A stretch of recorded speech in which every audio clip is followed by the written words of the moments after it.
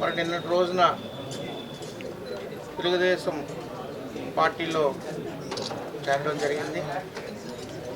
ఆ కార్యక్రమంకి ముఖ్యంగా మీ సహకారం చాలా మర్చిపోలేనిది. మీ సహకరించినందుకు మీ సహకారం మరవలేదని చెప్పేసి ఈ సందర్భంగా తెలియజేసుకుంటూ, మరి నిన్న తెలుగుదేశం పార్టీలో జరిగిన కార్యక్రమం చాలా అభిమానులందరూ కూడా జయప్రదం చేయడం జరిగింది.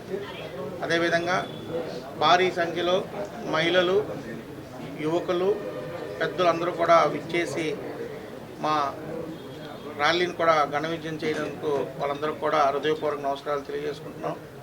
మరి రాబోయే రోజుల్లో కూడా తెలుగుదేశం పార్టీ అభివృద్ధి, తెలుగుదేశం పార్టీ జెండాను విజయనగరం నియోజకవర్గంలో రపరపలాడించే విధంగా పార్టీని అభివృద్ధి చేసి పార్టీ తాలూకా సిద్ధాంతాలకి కృషి చేస్తామని చెప్పి తెలియజేసుకుంటూ, మరి పెద్దలు అశోక్ గజపతిరాజు గారి సమక్షంలో జాయిన్ అవ్వడం జరిగింది. మరి అశోక్ గజపతిరాజు గారు విలువలున్న మనిషి.